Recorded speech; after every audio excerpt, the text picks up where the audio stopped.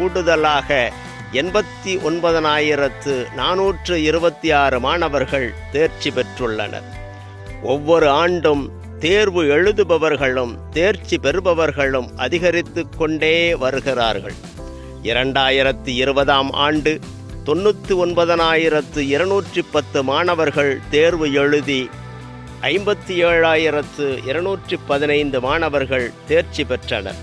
2021ஆம் ஆண்டு 1,10,000 மாணவர்கள் தேர்வு எழுதி 58,922 மாணவர்கள் தேர்ச்சி அடைந்தனர்.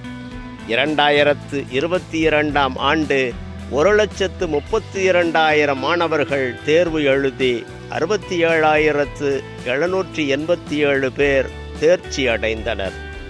2023ஆம் ஆண்டு 1,47,000 மாணவர்கள்